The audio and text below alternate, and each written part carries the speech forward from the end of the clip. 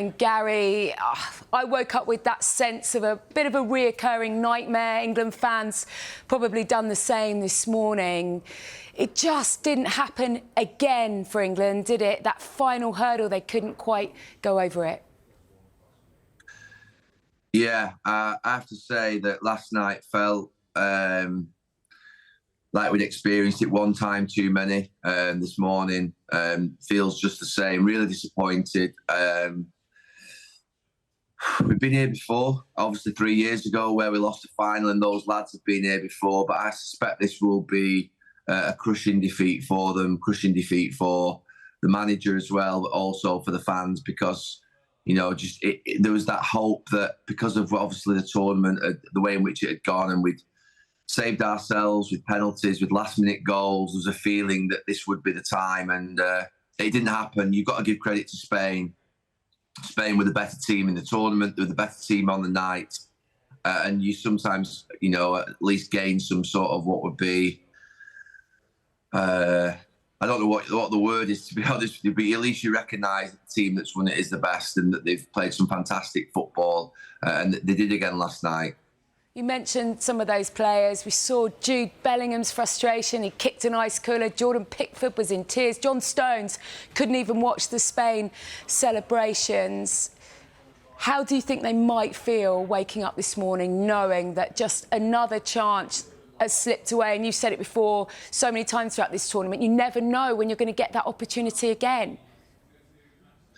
No, I said that actually when I first watched Gareth in a tournament in 2018 when they reached the semi-final. I wondered whether they'd have that type of position again, and they have repeatedly actually. And I think there'll be a few of those lads this morning will be waking up thinking, is this going to happen again? There'll be those lads that wake up and think, we're young enough to, make it happen again, but maybe don't realise how good an opportunity it was. Because obviously these moments don't come along very often. Tournaments themselves only come along every 2 years. The Euros every 4 years. And there were so many England fans obviously travelled over last night. There must have been about 40, 50,000 of them in the stadium, all believing the same thing, that this was the moment that we could rid ourselves of what's happened in the last 30, 40, 50 years where we haven't won anything. But sometimes football will sober you up. And all those feelings you get of positivity, of it's our time, can sometimes pass away when you get onto the pitch and you play against a fantastic group of football players. And that's what happened last night. We, over many, many years, have had that feeling that they've got extra men than us on the pitch, and we had it in that game against Spain.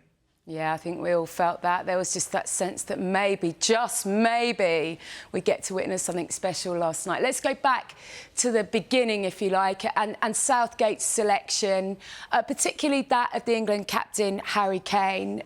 One touch in the opposition box last night. You were quite critical of his performance at half-time. Did Southgate get it right? Did he change him early enough? Should he have even been starting last night's final?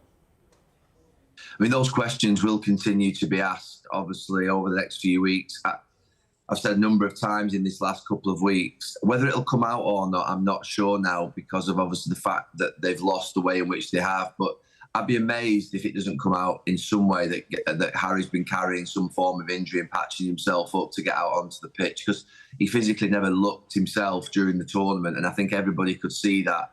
It's not a technical thing with Harry Kane. It's not a performance thing. This guy's England's best ever in his position. It's more about the fact of his mobility around the pitch, and there's no doubt he wasn't free.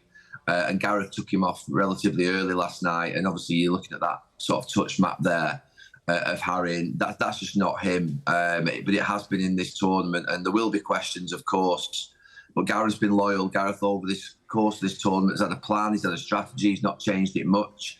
That at times has brought criticism from everybody, thinking that there needed to be an interference and sort of be more, I suppose, more interfering with his team selection. But he's got us to a final, and the plan was working in getting us to a final. And he has got a lot of, experience, Gareth, in managing these types of tournaments. But Harry's performances were nowhere near what the level that he set. And ultimately, There will be question marks. Whether it will come out about him, because obviously if it comes out in the next couple of weeks, he's been patching himself up, it may bring further questions as to why he was picked, because of the fact that he was carrying an injury, if that is the case. But it does feel like he was to me. Yeah, he definitely didn't seem himself over the past few weeks, did he? Luke Shaw, the only other change last night.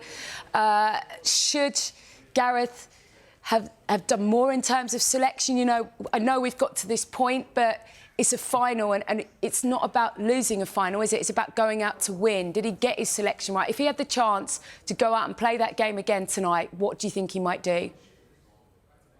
I mean, look, I'm in the stadium, I'm on television, and Gareth's in the hot seat, and there's a reason for that. But the only thing that I felt at half-time, I thought Watkins should come on for Kane.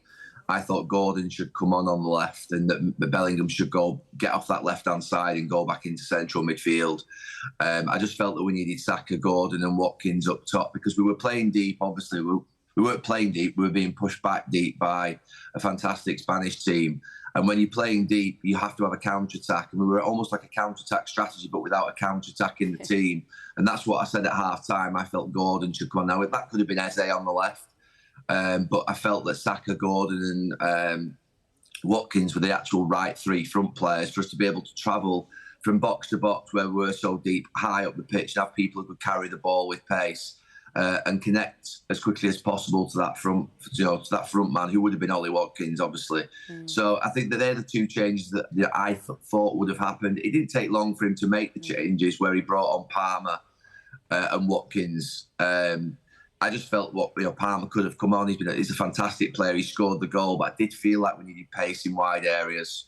You mentioned that fantastic Spain midfield and the possession stats. I mean, they clearly back that up, don't they? I think it's 65% possession to Spain, 489 passes completed by them to England's 289. And that was with Rodri off for half the game. That, I guess, tells the story of the final in its own way, doesn't it, Gary? Look, you can win football matches in many different ways, but I think when you're playing over a 7-game tournament, England have kept the ball at times in games against inferior opposition. But when you play against top teams and you're playing at the end of a competition and you're having to chase the ball around, we've all been there as England players in many, many different tournaments. I think until we can master the ball, technically find solutions to work our way out from the back under pressure, the Spanish put us under great pressure, I do think we will continue to fall short. You may get over the line. We nearly did this time. And you can win a game playing counter-attack. There's no doubt about that. And that's where I think we were last night. We were playing counter-attack.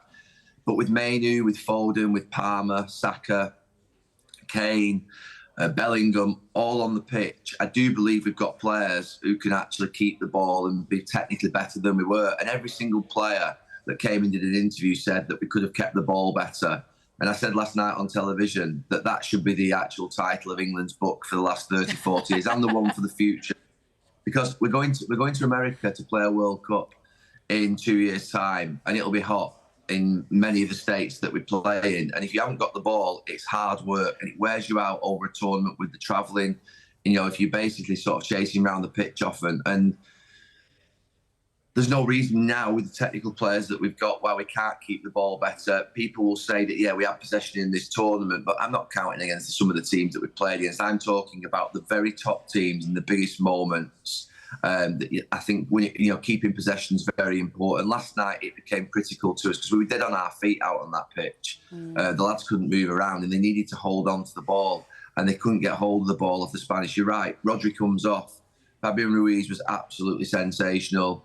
Zubamendi, who came on, was excellent as well.